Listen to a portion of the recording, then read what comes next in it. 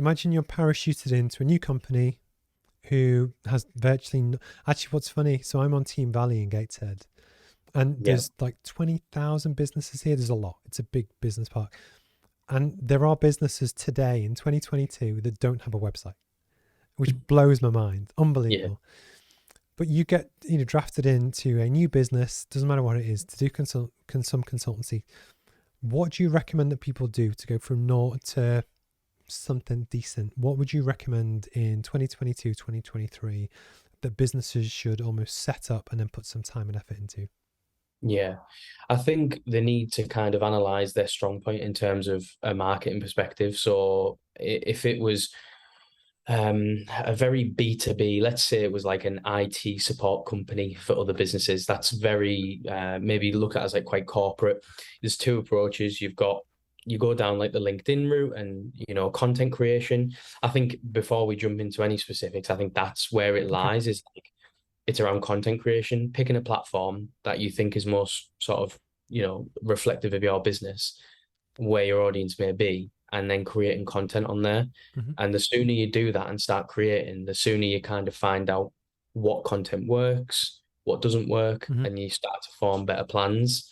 Um, but it could be you could go down the kind of what I would suggest as the safe route and what makes more sense, which would be like LinkedIn if it was like a B2B thing and creating content, or you could go down the route that's a little bit more risky and probably one that not many people would approve of, but go on TikTok and maybe just create, meme content or some stuff that's completely humorous. Like I think a prime example, there was like a guy on there who just mows lawns. Hmm.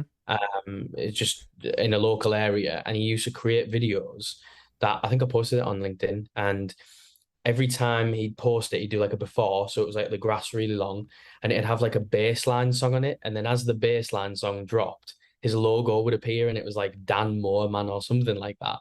And it was just so like stupid, like no one, it wasn't like a marketing technique. You could tell the guy was just jumping on TikTok and just posting stuff. He didn't really know what he was doing. And he just went completely viral, ended up getting like millions of views. Wow. And I just think if you can, that's the other route you can go down where it's like, it'd probably be hard to get approved by everybody at the top as well. But if you dig into it and do it well, I it, get it you. could go well. Because I think one of the things that almost also blows my mind is that, so I'm 39 and I grew up kind of with the start of the internet. It was all about search engines. I still remember the first time I ever went on a search engine. It was in the school library. I was with some friends. It was Yahoo at the time.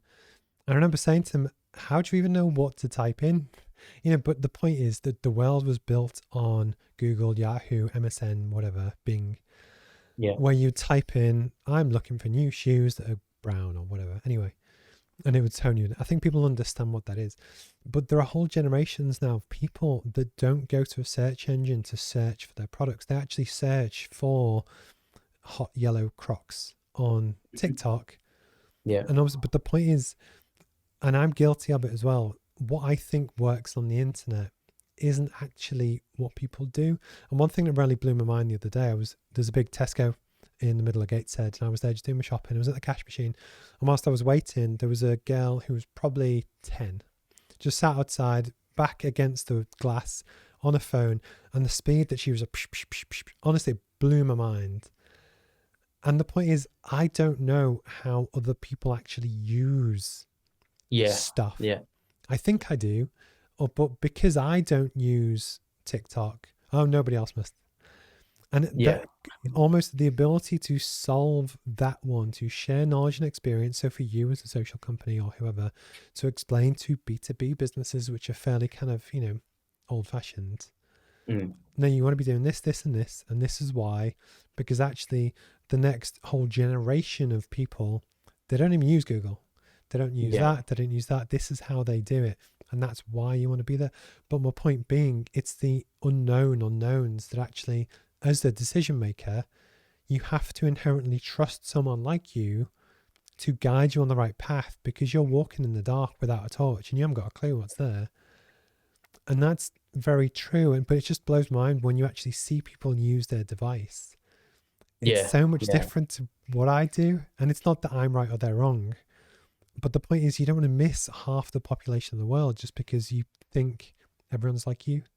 Does that make Yeah, sense? definitely. Yeah, oh, 100%. Yeah, well, that comes down to like something that we account for when we're creating content is that attention span and that kind of like what you would call thumb stop rate. So how quickly or how much time you've got to kind of stop them, and then how long they stay there with you. And then that's kind of, and I mean, it's really small these days. It is literally between like, I don't know the exact figure, but I think it's about between 2 and 5 seconds, if that. I think Wow. 5 is pushing it a lot as well. That's quite a long Wow. time to spend, thinking about if they're going to stay and look at this content. And speaking of which, thank you to anyone that's watching on Instagram as well, which is always kind of good. What's your dream for the future?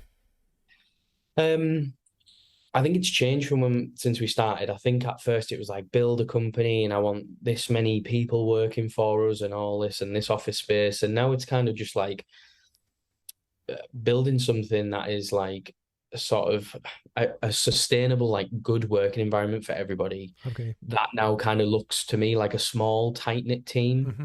a nice small office as well, like just a little general headquarters. And just building like a solid foundation for the future. The agency is like still the main thing at the moment. Hmm. And that's kind of the backbone of what we're doing. And then obviously we've got our e-commerce projects on the side as well. So I'm just trying to not spread myself too thin. Yeah, yeah, yeah. Uh, yeah. No, I think that's really important. That I was with a business owner today, and she's in her 60s, and she's a fabulous woman. But actually, it's very easy to start a business and then find yourself 40 years later still working and still working hard. And actually, Yeah.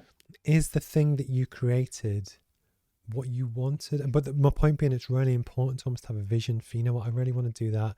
This is Yeah. the hours we want to work. This is the environment we want to work, and build that.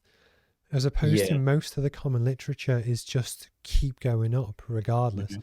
But one of the big Yeah. unspoken things that a lot of business owners talk about is that the bigger the business they build, the more they worry about paying everyone's wages and the overhead. So Yeah. actually, the bigger the business they build, the more unhappy they get. Yeah. Yeah. There's people that, yeah, sorry, there's people that will be in careers that will be happier than people who have a 100%. business.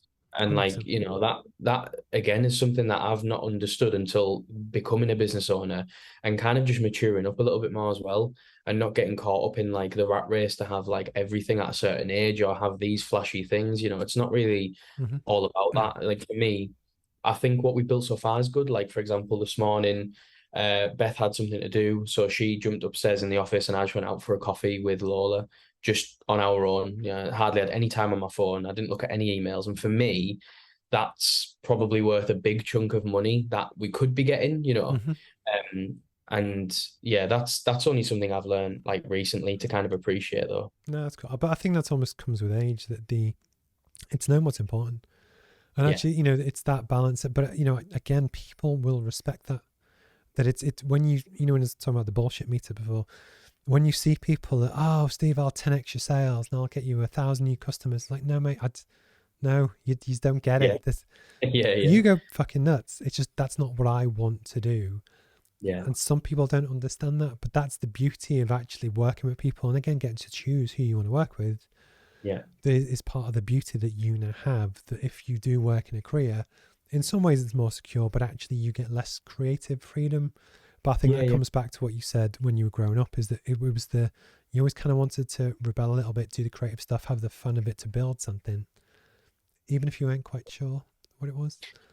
yeah, yeah, definitely.